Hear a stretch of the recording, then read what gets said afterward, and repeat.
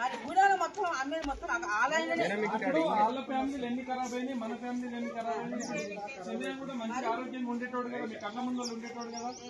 మీరు కూడా ఆలోచించండి.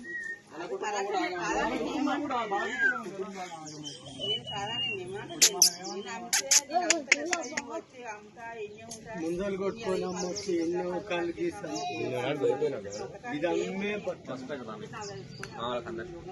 మీ మామ తినడుగా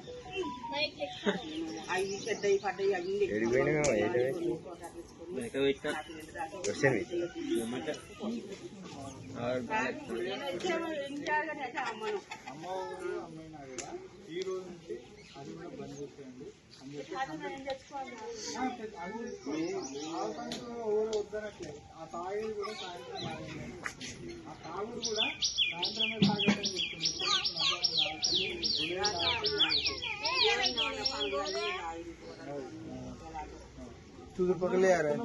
ఆరోగ్యం మంచిది కాదమ్మా, ఎప్పుడు పట్టదు ఏదో టైము అది వేరు.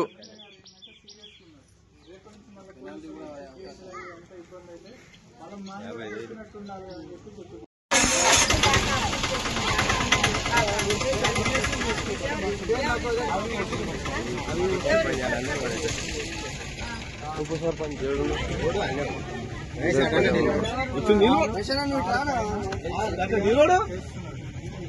రాష్ట్రం మొత్తం ఒక పాలసీ రేపు మళ్ళీ మేము బాధపడతాను ఫస్ట్ చెప్తున్నాం. దయచేసి ఊరు అభివృద్ధి కోసం పిల్లల కోసం రాజగోపాల్ రెడ్డి గారు ఏ రకంగా నడుస్తాం మనం కూడా ఆ రకంగా కొంచెం మన వంతు సాయం, ఆయన మున్గోడికి ఎంత సాయం చేస్తాం మన వంతుగా వెల్మకన్నకి సాయం చేయమని అడుగుతున్నాం. దయచేసి అమ్మకండి. Okay right.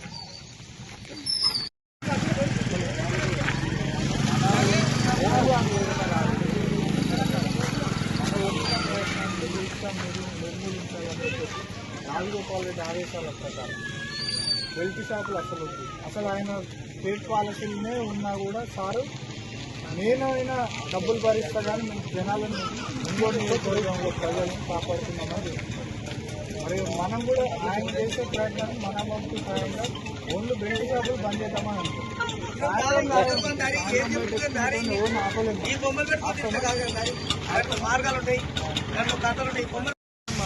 మధ్య మార్పు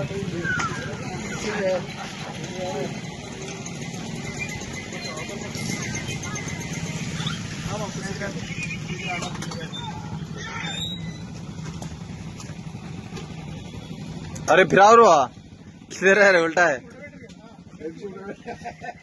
ఫోటో మామ ఏదన్నా బెల్ట్ షాప్ మందు తెచ్చి అమ్మేది ఉంటే ఎందుకంటే సార్ రాజగోపాల్ రెడ్డి వచ్చి మన మీటింగ్ పెట్టారు గ్రామ పంచాయతీ కాడ, అప్పటికి బంద్. సరే మంచిది, సంతోషం. అమ్మినా కానీ బంద్ పెట్టిన. సార్ కూడా నిన్న చాలా సీరియస్ గా ఉన్నాడు ఈ విషయంలో, మందు విషయంలో మాత్రం చాలా సీరియస్ గా ఉన్నాడు. మనం కూడా సారు మున్గోడు నియోజకవర్గానికి ఆయన ఎంత బాధపడుతుంది.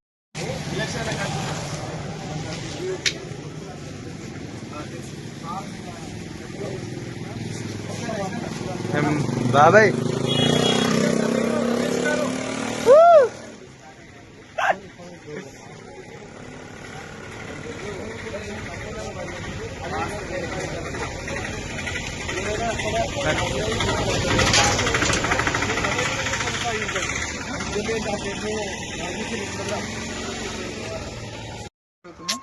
బెల్ట్ షాపులు మాత్రం బంద్ చేసేయండి.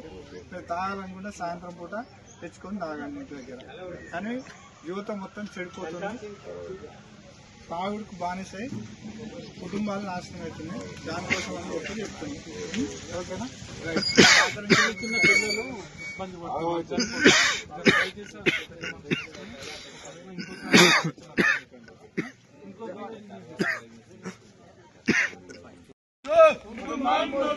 మద్యం వద్దు, కుటుంబం వద్దు, మద్యం వద్దు, కుటుంబం వద్దు, మద్యం వద్దు, కుటుంబం వద్దు, మద్యం వద్దు. మాగారు నమస్కారం.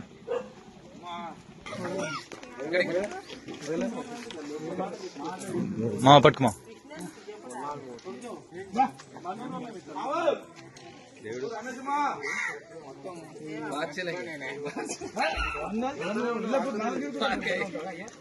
क्या हुआ जाता है